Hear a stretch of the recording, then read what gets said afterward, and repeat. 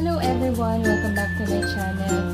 I-review naman natin yung mga nabili ko sa Watsons. This is a Watsons haul. So, lahat to nabibili sa Watsons. So, yung iba affordable, yung iba carry lang. So, start natin. Maglalagay ako ng baby skin from Maybelline. This is Pore Eraser Poreless Smooth Skin, Lightweight and Breathable. Ito yung primer. So, let's start.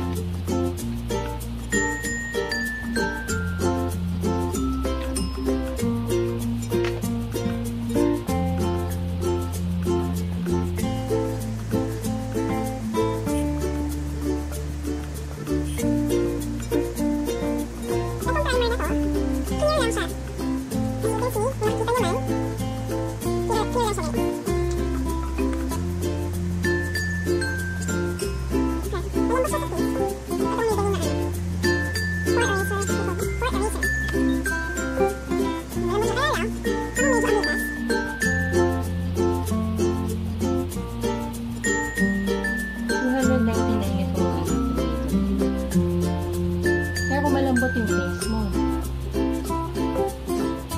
Malambot naman siya sa face. Madulas siya. Sarap yung hawakan. Parang baby. Kaya lang, ang pinaka-ayoko is yung amoy niya. Kasi amoy gas. Sana naman lang yung lagay niya ng konting-konting scent. Ayan, guys. Then, in the next natin is itong L'Oreal Infallible 102 Shell Beige yung gagamitin ko, guys. Sinabi dito is Demi Matte Finish.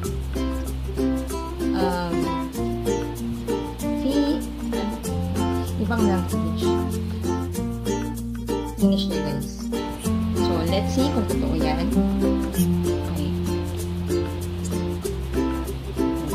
So, gagamit ako ng sponge. Gamitin ko ay Real Technique sponge.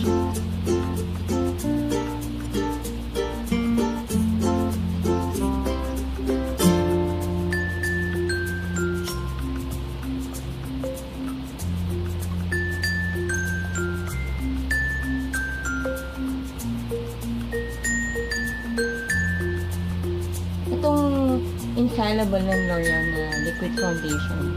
Nakasilyan niya yun. I think mga 500 something.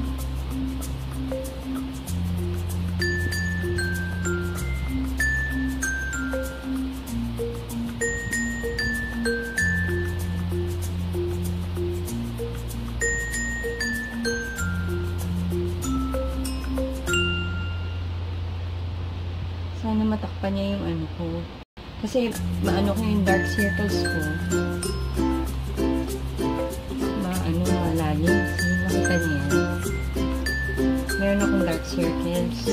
Yan na nakakainis.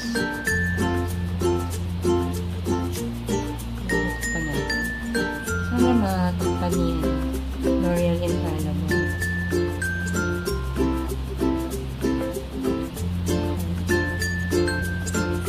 Ito lahat gagamitin ko. Nabili ko sa Watsons.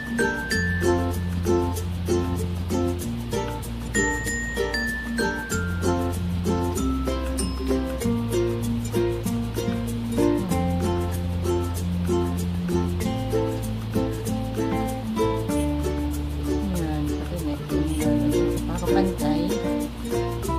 Yung pangit naman kasi, diba, kung hindi pantay.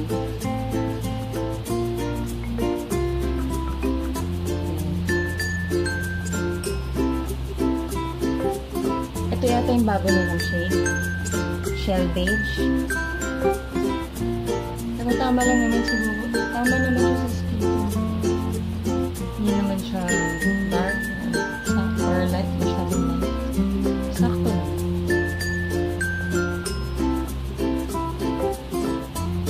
Ayan.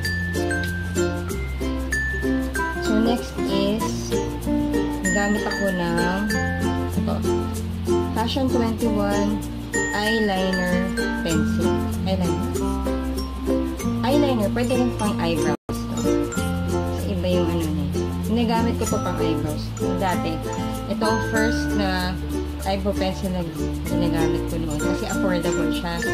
85 pesos lang. 85 pesos na siya ngayon. Dati is 65 pesos. Hindi siya madaling matanggal. Maganda siya. Sa plus, meron pa siya parang brush. Yan. So, makikilay na ako. Camera na lang gamitin ko guys ha. Para makita nyo kung paano na ako magkilay. There, unang-una is ina-outlinean ko. Outlinean ko muna. Ang hirap pag sa camera. Kung nagsalamin naman ako, matatakpan.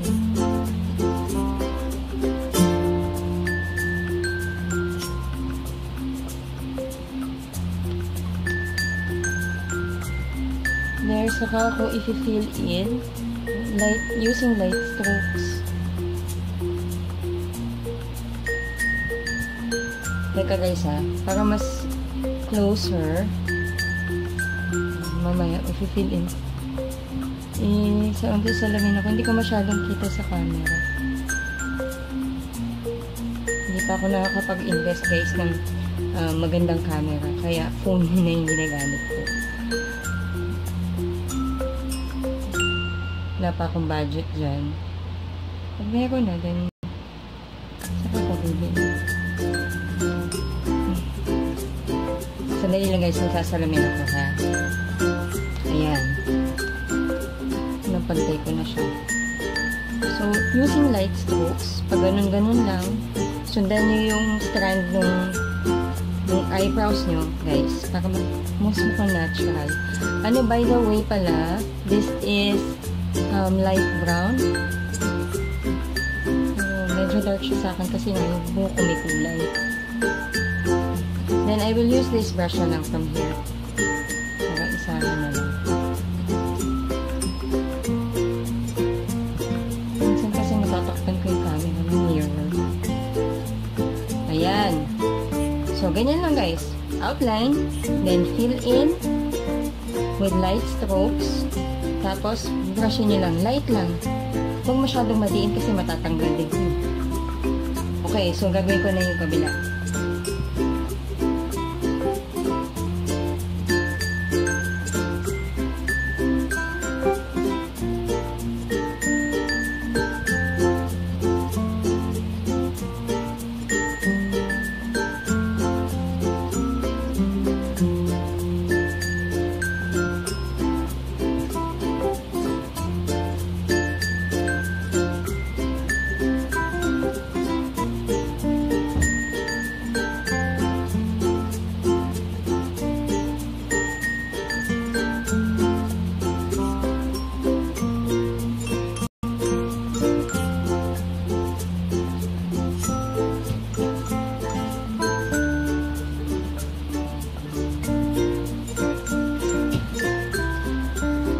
Ayan, okay na yung dalawang eyebrows. Ito yung light lang. Para mukhang natural. Next is, gagamitin ko is yung Niche Widow Final Powder para hindi sticky at para mag-set yung foundation. Kasi pagpawis dito sa atin, sa bansa natin, pinagpapawisan tayo agad, diba? So, kailangan lagyan na final powder para hindi mawala yung foundation natin. Ito, nabili ko din sa Watsons. Next shade yan. Final powder, kung mababasa nyo is it's Ivory Glow. Kung wala kayong budget para dito, pwede rin naman powder. Yung baby powder. Pwede rin yun. Set this up.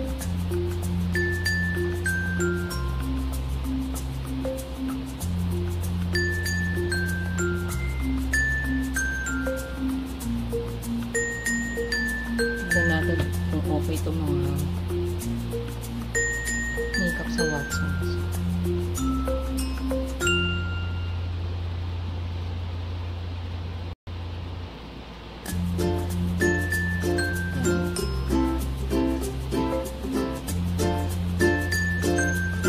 So, antayin lang natin mag-set bago natin i-brush out yung excess, okay? Ayan, medyo nag-set na siya. So, i-ano natin. Spray lang natin.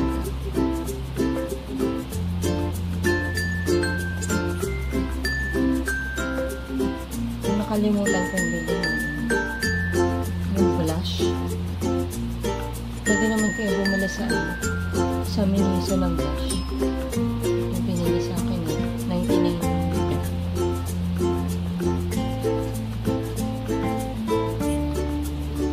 Okay.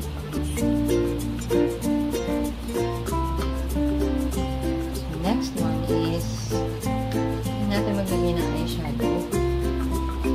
This is from Ever Bilena Brown.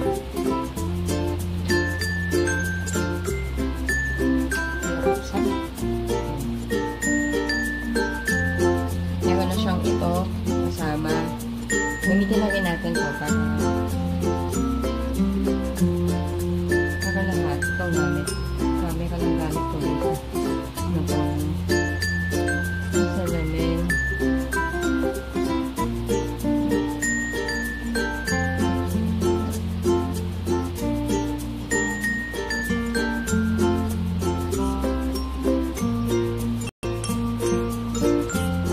Pero mas okay kung yung gamit. Yung brush mo na lang, guys. Ang hirap kasi ipan-dry.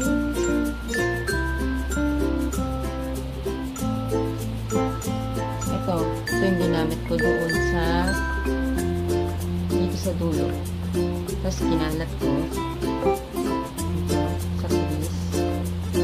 Okay lang. Medyo dark siya sa akin. Dark. Gamitin ko na lang yung brush. Yan, ito. Para sa mga light, dark ko na lang gagamitin ito. So, the next one is dito, itong ewan ko anong kulay yan. Parang may pagka-pinkish siya eh.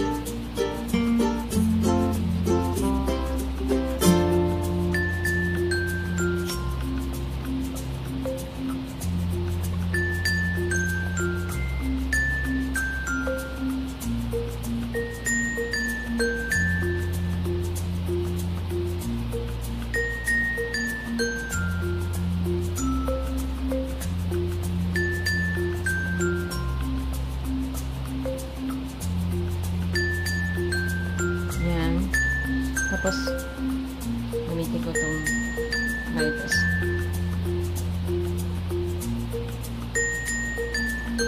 Ito sa dulo.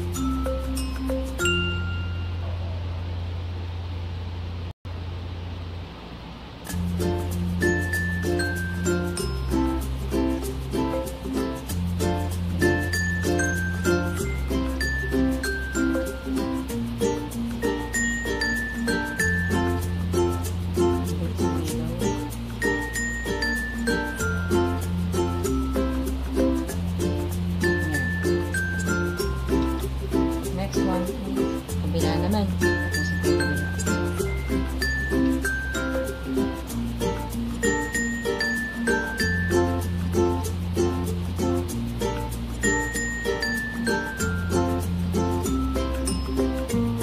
Medyo mahirap gamitin kung kulay na to. Mas nabili pa yun. Luha kong tabi nito. Mahirap. Gumagalaw pa yung foam. Nasa. Ayan.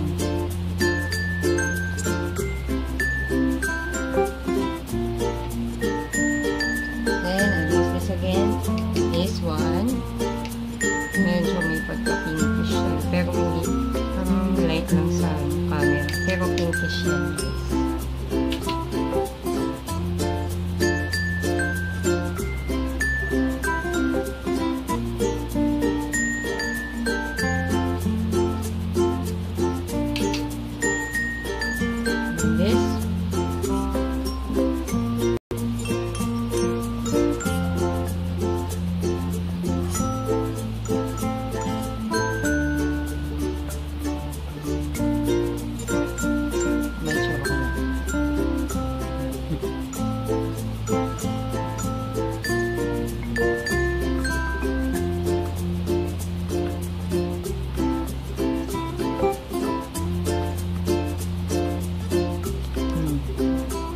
ba?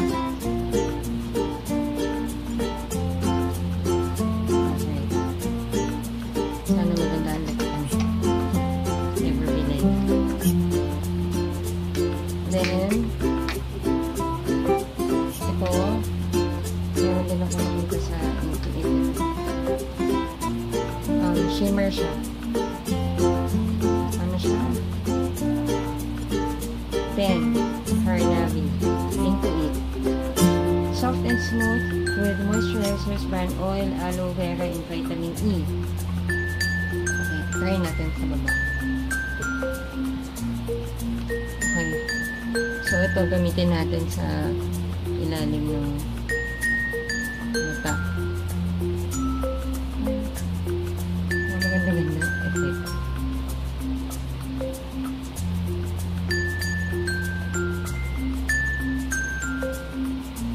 Ganda naman siguro ito pang everyday na ano, makeup.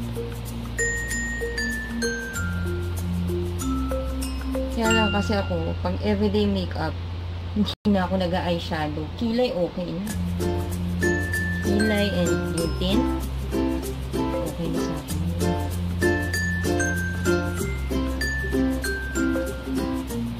Meron lang sasabi niya.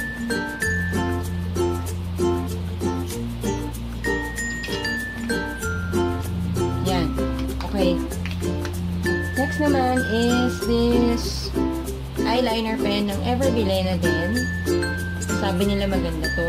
According din sa review ni Miss Anne, maganda raw to. So, makikita natin. Try ko na.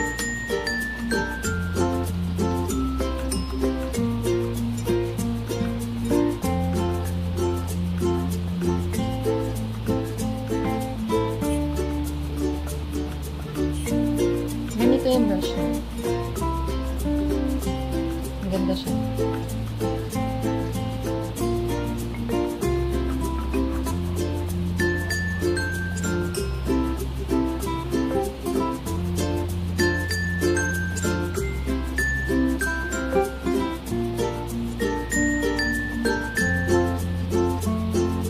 Ewan ko lang kung smudge.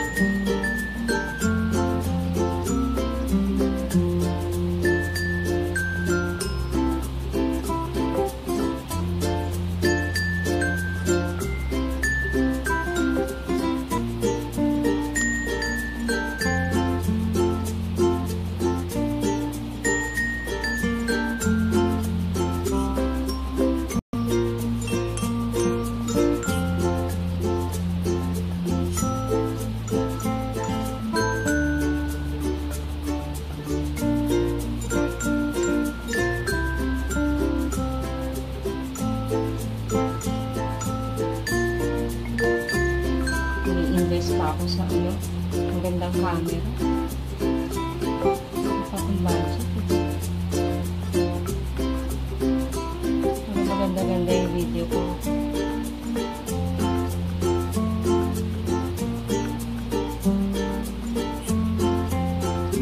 Ano ba magandang camera? Sa tingin nyo guys. Comment naman dyan. Ano magandang camera pang vlog?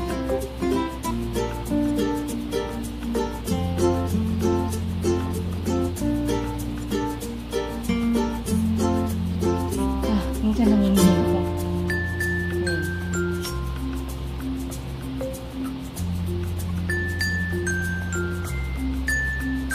Yan guys, maganda yung ano niya. Yung finish niya, hindi siya glossy. Sakto lang. Hindi ko lang alam kung smudge proof siya. Test natin naman. Okay. Gaanap rin ako ng magandang vanity mirror. Gusto ko may mga light effect dyan. Diba? Mas maganda tingnan. Okay. So, that's it. Sa eye. Tapos, we'll try naman niya. Maybelline Hyper Curl Mascara. Nakakabulungan.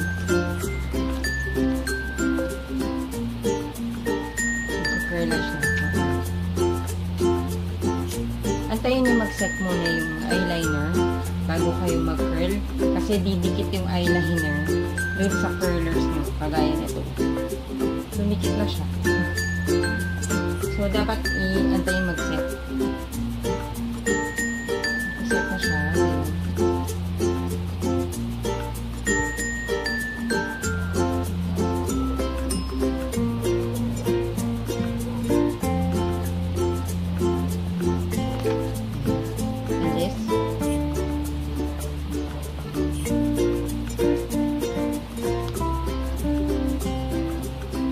Hirap talaga sa camera. Pasensya na. Hindi very nice yung logo naman. Sana nakikita nyo. Sana yung hinaharang ng video. Okay naman. Maganda yung title. Mahaba yung lashes. Wala akong lashes pero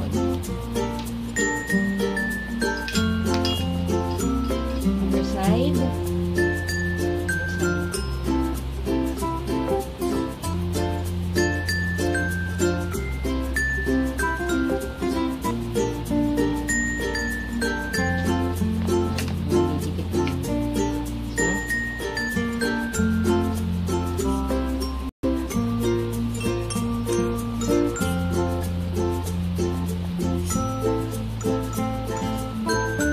Pag nagmamaskara ang nakanganga minsan napapaganon din ako tapos sa ilalim ingatan nyo lang mag-massage ng wand yung yung sa baba kasi kakalat siya maganda ang hyper.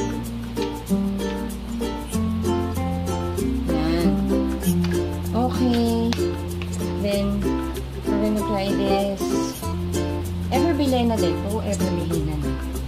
Everbilena, this is their limited liquid lipstick. Ang kinuha ko is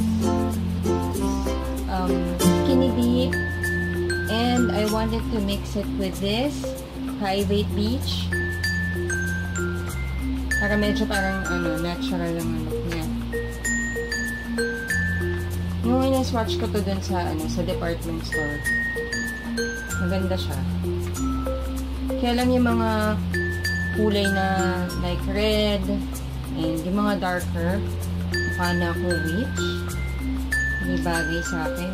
Bagay sa akin yung malaanghel na look. Yung mga ganun ha. Okay. Unahin ko tong Skinny Deep. Gusto ko nag-mix ng lipstick.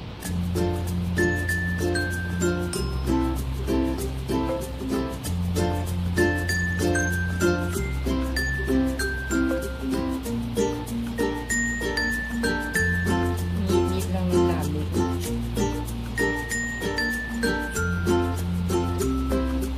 Ayan.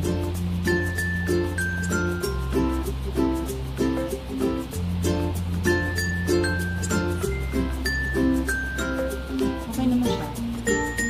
Parang magaan. Magaan yung feeling. Swatch ko to para makita ninyo. This is the Skinny Deep ng Everbilena Limited Liquid Lipstick.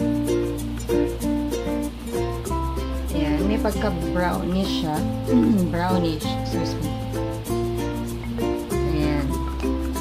Then, ito, pagka-light, hindi na mabasa. Pasensya na. Ayaw mag-focus. Private Beach. Basta yan yun.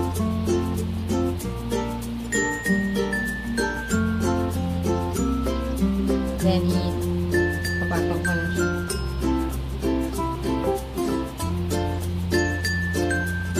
Pagka-peach siya.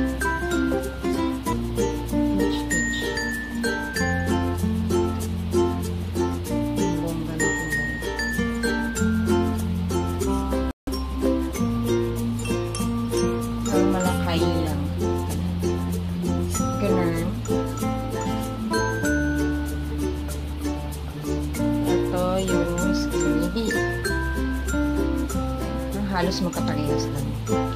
Mas lighter lang yung private beach kaysa sa skin. Yan. Diba? Ganda ng mix up niya. Okay ba? Guys? Okay, so last is this L'Oreal Matte Magic in Rose Ivory. Excuse me.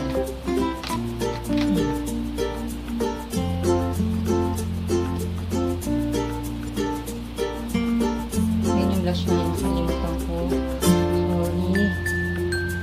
Kulang sa Watson's Haul. Gamitin ko na lang Miniso. Sulat ko na lang yung mga prices kung magkano sa description box. Sulat ko na lang.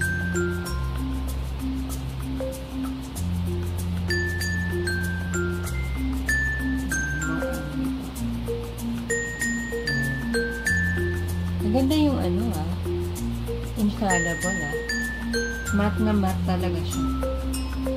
Pagkapahid mo pa lang, tas pag nag-set lang siya ng ilang seconds, parang powder finish siya. Maganda talaga siya. Maganda talaga na ganyan. Kaya lang kung dry yung skin mo, medyo may kita niyo sa ibang areas, magpapatch siya. Gusto ko nga din i-review yung Maybelline Fit Me Poreless Well. Next time. Yan guys. Ano masasabi nyo? Mukha lang ba natural? Ito yung guys, yung binili ko sa Miniso. Hindi ko alam, wala nakalagay ko anong shade. Yan.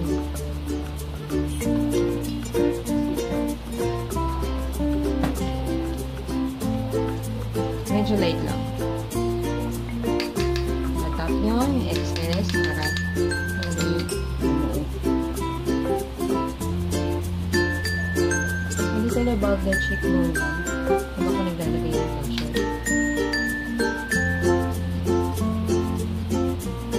Kasi pag magpuputol dito. So, ang blush, medyo little sa dito.